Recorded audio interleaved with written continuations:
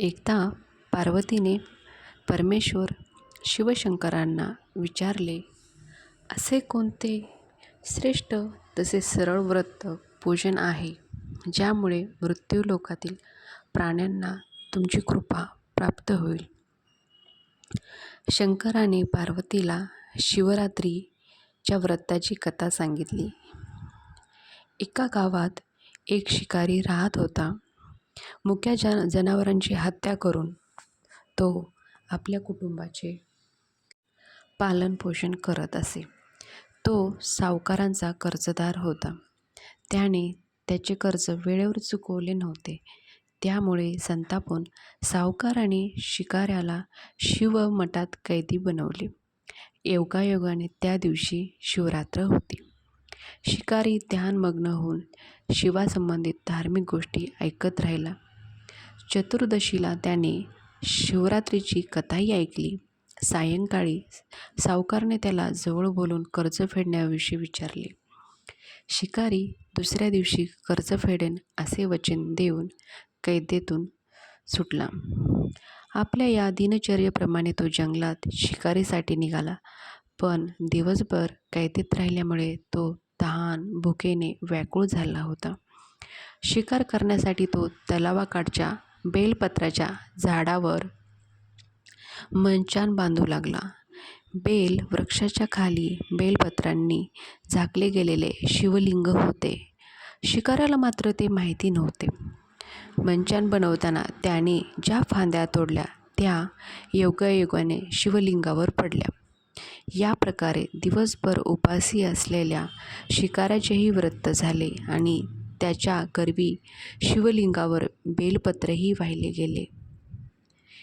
एका प्रहरानंतर एक गर्भवती हरीण तलावावर पाणी पिण्यासाठी पोहोचली. शिकाऱ्याने आपल्या धनुष्याने तिच्यावर नेम साधलाच होता तितक्यात ती हरीण बोलली, अरे, मी गर्भवती आहे.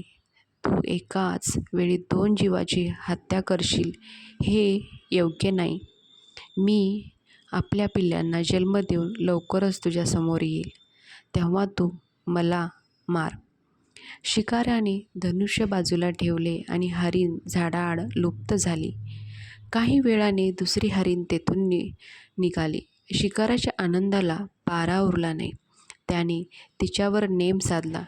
हे बघून त्या हरणीने त्याला सांगितले की, हे पारधी, मी एक कामातुर वीरहिरणी आहे. आपल्या प्रियेच्या शोधात भटकत आहे. मी माझ्या पतीला भेटून लवकरच तुझ्याजवळ येईल. शिकारीने तिलाही जाऊ दिले. 2दा शिकार हातातून गेल्यामुळे तो चिंतित झाला. तेवढ्यात एक हरणी आपल्या पिल्लासोबत तेथून निघाली. शिकाऱ्याला जणू सुवर्ण संधीच मिळाली. त्याने धनुष्याला बाण लावला आणि बाण सोडणार तेवढ्यात ती हरीण बोलली, हे पारधी, मी माझ्या पिल्लाला त्याच्या वडिलांकडे सोडून लगेच येते. यावेळी तू मला मारू नकोस.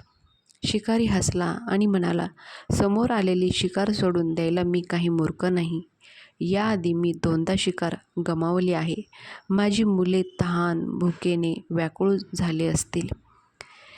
उत्तरादाखल हरणी म्हणाली, जशी तुला आपल्या मुलांची काळजी वाटते आहे तशी मलाही वाटत आहे.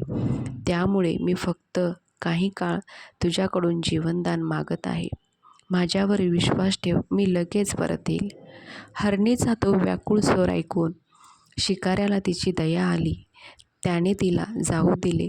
शिकार न मिळाल्यामुळे तो बेलाच्या झाडावर बसून बेलपत्र तोडत खाली फेकत होता. काही वेळाने एक धष्टपुष्ट मृग त्या रस्त्यावरून जात होता. आत्ता या मृगाची नक्कीच शिकार करावी असा विचार केला. पण त्याच्यावर नेम धरला असता मृग दीनवाण्या स्वरात म्हणाला, हे पारधी, जर तू माझ्या आधी 3 हरणींना मारले असेल तर मला मरतानाही वेळ करू नकोस.